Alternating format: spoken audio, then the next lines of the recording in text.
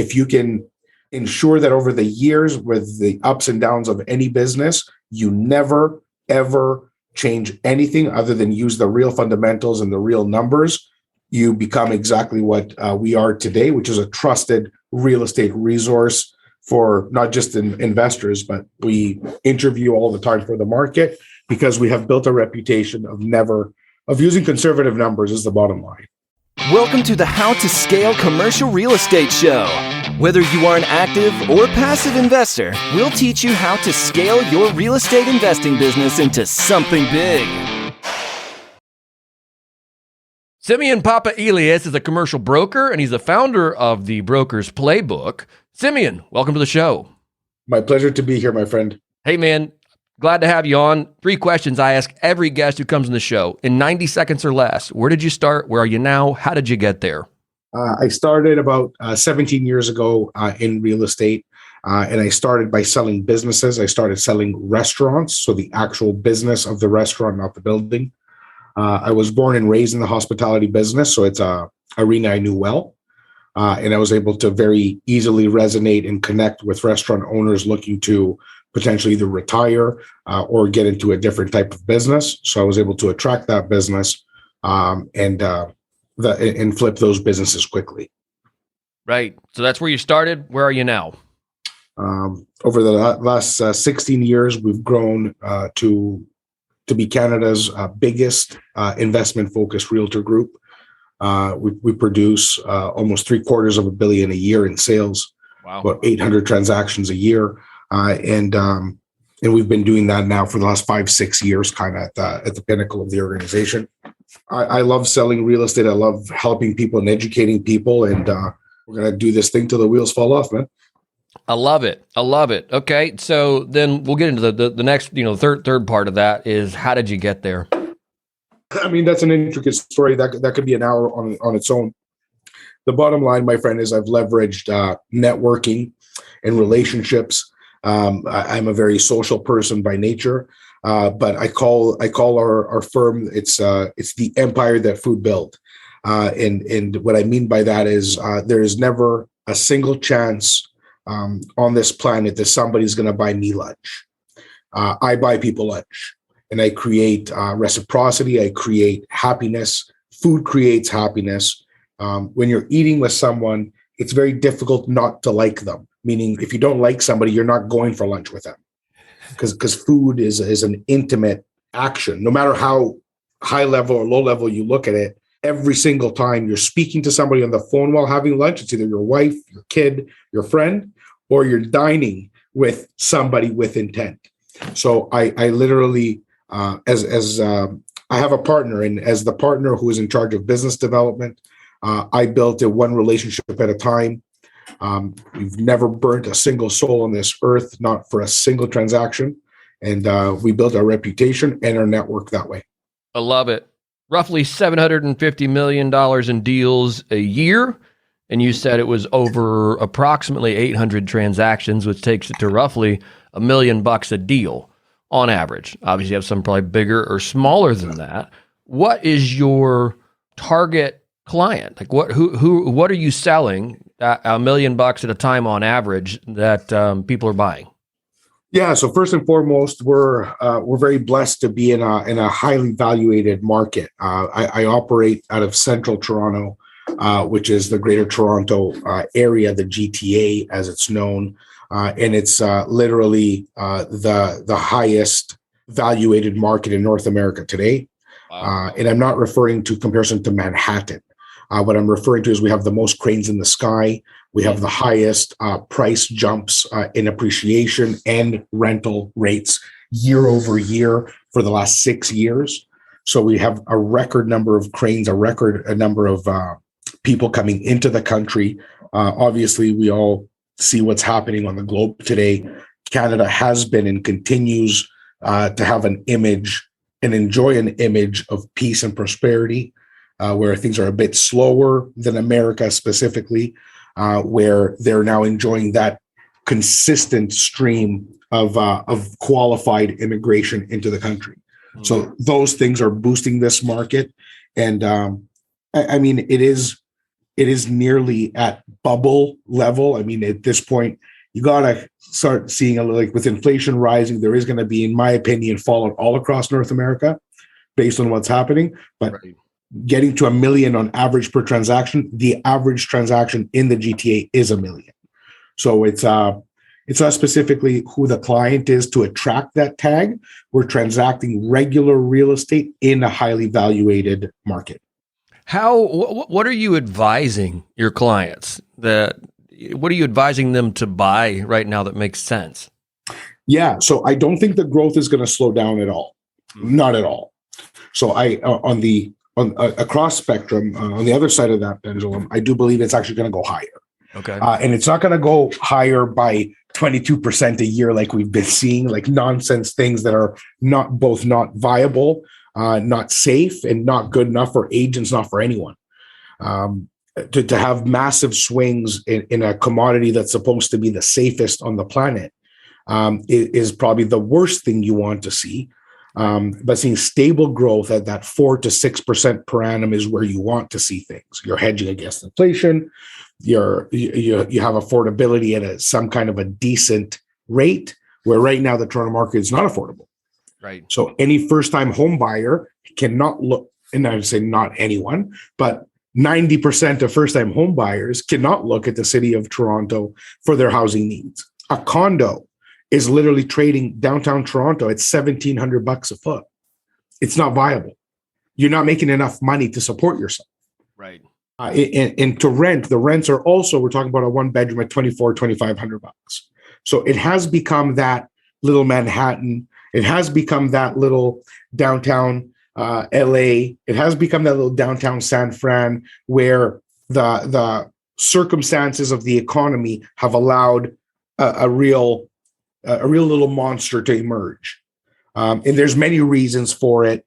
But as a basic premise, my advice to consumers, to investors today, is to pay very, very close attention to the micro market they're investing in.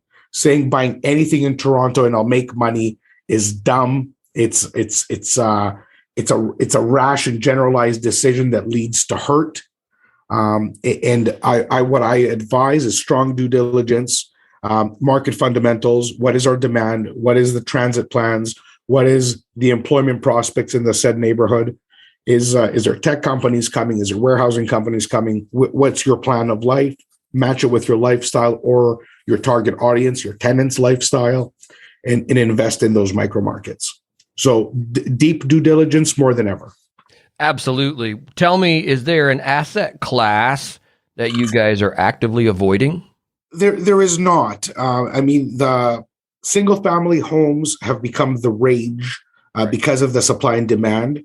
Ontario specifically, the state that the province that we're in, equivalent to your state, Ontario has some of the most archaic, backwards development bylaws in North America, which that red tape. Yes, and that red tape allows this market to happen. So there's a million things, that the government could do to alleviate some of the stress on housing, but they just cannot get out of their own way between politicians, between planners, between policymakers. All of the things have just created this perfect storm with the immigration numbers that we have to have this. So there's nothing really I would tell a client not to get into, but there are assets better than others right now. Condominiums, new construction condominiums, where you're going to put a proportionate share of because actually pre-sales of condominiums work differently in the United States. And this is maybe an opportunity for US investors, maybe something for them to look at. Basically, here, we have to put down staggered deposits. Okay. And it's an actual deal. In the US, you don't have to commit to that deal. For example, I was just doing deals in Florida with one of my working partners down there. We sold 35 condos down in Orlando. There, the client is not committed to the deal until closing. They can walk away. Where here in Canada, they cannot walk away. It's more of a reservation system in Florida. I don't know if it's across all the United States or that's just proprietary to Florida. Right. But here you can't. Here you're locked in. So the developer cannot change the terms of the deal. So if you're buying today and it's going to be delivered in 3 or 4 years, you're buying at today's price. So let's call it a 2-bedroom condominium for $700,000, just for fun. Right. The appreciation is going to be whatever it's going to be. It has been obscene, but let's call it even at 5% a year. So 35 grand a year. Right. Your deposit structures here that is where the opportunity is created. You're going to put 5% down now, 5% next year, 5% the year after, 5% on closing. So your required 20% investment into the condominium is done staggered over time, which now starts to kick in the IRR. So your ROI literally jumps massive. And with 35K a year at 5% up and your deposit's 5%, you're literally making 100% a year on paper. Right. Should you keep it, you can refinance that thing on closing and literally take all your money out and still have 80% equity into the project. Right. So that specific strategy is what I deployed for myself and my partner over the last decade. And we built a massive condo portfolio, literally using the market wins. Wins were in our sales. We took advantage. We literally don't have a dime of our own cash or risk for that matter in that portfolio, with hundreds of thousands, well, in this point, millions in equity across the portfolio.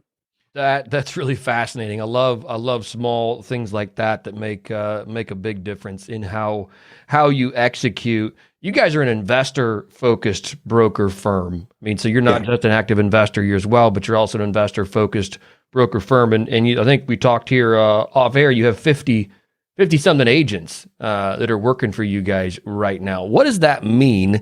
And how do you feel like you guys differentiate yourself, maybe even from other commercial real estate brokerage firms?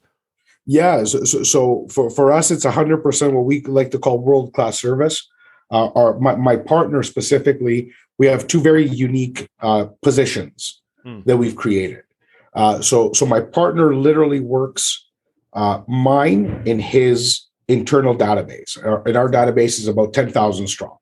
Those are people who have come in to speak to Simeon, to speak to Jazz Tacker, who's my partner. And I think he would make a great guest on your show as well. Just to be honest with you, he's a podcast superhero. He works our database. He also writes the systems alongside our VP of Sales and Marketing, Laura Stewart, on the customer journey. So how they're marketed to, how they're not sold, how they are sold. So what opportunities do we present? I, on the other hand, source the inventory. When you have 10,000 investors, the appetite on a market that's jumping 15 and 20% a year is massive. Right. So what we have done is I go out, I have the relationship with the developers, the builders, and our strategic partners. I bring the inventory in after we qualified and negotiate incentives for any said project. And then it goes straight into a launch scenario where the interested investors put up their hand. Our team reaches out, takes them through the due diligence that's already been done, the initiatives that have already been negotiated, and the incentives, closing costs, everything is put on a one-pager showing exactly what the projected expectation should be. And if you can ensure that over the years with the ups and downs of any business, you never, ever change anything other than use the real fundamentals and the real numbers, you become exactly what we are today, which is a trusted real estate resource for not just investors, but we interview all the time for the market because we have built a reputation of using conservative numbers is the bottom line. Right. No, I think that's great. So, Simeon, tell me this. When it comes to the financing side of things, this is a question I'm asking people a lot right now because in times past, when we've had downturns, recessions, corrections, people have gotten caught on the wrong side of financing. What are you guys advising your clients to do right now as it pertains to the properties they're financing? Yeah, I mean, you got to watch it like a hawk right now. So the Fed on your side of the border and the Fed on our side of the border every time the U.S. makes an announcement, within 2 days, Canada makes its own announcement because our economies are that interrelated. So right now we're going to be seeing double ticks up, meaning not a quarter point basis, but rather they're going to be going up by half a point. I was hoping, and I actually put it on the record out there in January, that we're going to see 2 to 4 increases this year. But it looks like I was wrong, and we're going to see 4 to 7 increases this year, or the equivalent to. So if that's the case where they're going to try to reverse the quantitative easing they did during the pandemic, there is going to be fallout. There's going to be some massive deltas with some bleeding properties out there. And what do I mean by that, to make myself ultra clear? You bought $1 million, your financing was approved at 1.6% because of record lows, and you thought your rent of $3,000 a month or whatever the case may be, it was a great investment because you were cash flowing $5 a month. Well, again, the difference between doing due diligence properly, including a 3 or 5 year plan, knowing where rates are going, that's the difference between brokers and advice. I would never advise a client to do anything. If this was a cash flowing play, they would have to be able to cover it at the posted rate, not at what they got approved at. The posted rate is always 2, 3, 4 points higher than what's the actual rate. So if your property doesn't stand against the posted rate, you can't make it work because the risk is too high. Because if you're a school teacher making 80 grand a year and the property is X, like whatever the case may be, where's the money going to come from? Right. You're going to end up putting it up for power of sale through whatever process your state has. And then you're going to say real estate didn't work for me. You didn't work for you. Finance will never change. Finance will go up. Finance will go down. It's tied to the economy. It's tied to the market. It is up to you to determine your investment strategy. If you're going after capital appreciation, you better be able to bear the storm of negative cash flow. So if you're investing in Toronto, you're not investing for cash flow. You're buying it at 2.5 cap. You know you're going to be red. Right. But you also know you're going up 50 grand a year, almost guaranteed. Right. So it depends who you are, what your pocket can handle. Right. That's really interesting. I think especially on the financing side, especially for you, if you're buying for appreciation. So a lot of what you guys, if I'm hearing you correctly, you're buying things out of the gate that aren't going to make sense as a cash flow play. That is absolutely correct. Wow. Yeah. And it's a very different strategy. Well, it's a speculative strategy, right? But it's based on real market fundamentals. Yeah. So although as a fact that the numbers are going to be skewed the wrong way as to what should be right, there is enough data to support the growth projection. Right.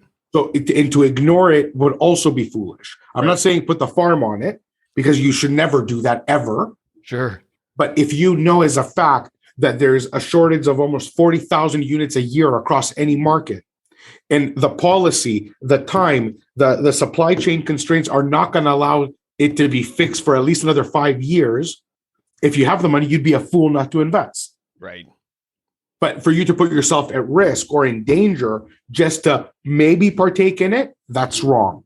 Right. So you have to be able to look at yourself in the mirror and know who you are, what kind of stress you can take, and govern accordingly, right? Are you helping your clients do that underwriting side of things? Or I guess maybe you putting that together when you say, hey, this is the deal, this is the financing that might make sense if you can line it up? 100% we do. That is exactly what we do. And that's what, again, as to what sets us apart, we offer full suite analytics supported by real data.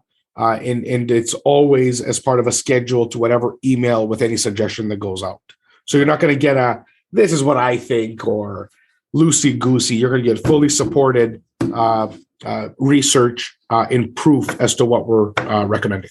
Yeah, and I think with packaging that up, because a lot of stuff you'll get, I think on the commercial real estate side is, they'll show you the deal underwritten with, some like you said, loosey-goosey, a couple, hey, if it was, you're dead at this percentage, this is what it could look like, versus here's the one we'd absolutely recommend for your project. Did you look at the capital expenditures, the remaining life of the equipment inside, the mechanical room, the roof, the asphalt, the walls, the moisture? Like again, people think, oh, let me look at the rent roll that's on the back of a napkin. Oh yeah, that's it. Great. No, bro, not great. Because you're going to be in a couple $100,000 the first year, which is going to turn everything upside down, right? Absolutely. What's one mistake you feel that you have either made, or maybe you see some of your clients making, that you could help others avoid? It's the same one I made when I was younger, and the same one I see all the time is clients not doing enough digging. It's every single pot of gold is hidden under some dirt. It's never out in the open, or else somebody would have already had it. So in order for anybody to win in real estate, just like anything else on the planet, you can't just read a book and succeed. You can't just, throw a dart at the wall and hit the bullseye. It just doesn't work. You got to practice, you got to dig, and you have to engage in building a power team of trusted professionals in your market. And that is the number one piece of advice that I would give to any investor. If you're in Toronto, by all means, hit us up. If you're in Vancouver, if you're in Seattle, if you're in San Francisco, there's a million meetups. There's a million resources where you can Google it, local real estate meetups. Speak to other investors. Who did you work with? What was it like? What did they do for you? Did you have to pay them? Don't look for free. Don't look for the right professional that wants to hit exactly what you do straight on at all times. I love it. Simeon, thank you for your time today. We've covered a lot of fun topics, everything from financing to where you guys are finding opportunity down to, building a investor-focused brokerage firm. It's been a blast. Certainly enjoyed it. If our listeners want to get in touch with you, what is the best way to do that? My handle across all social media profiles is S Papailias, Papailias, as well as if you just Google Brokerage Playbook, you're going to find our industry-facing podcast, which is to real estate and mortgage professionals, Investors Playbook for the investor, which is launching on April 15th. Congratulations. Simeon, thank you again. My pleasure, Sam. It was awesome to be here. Thank you.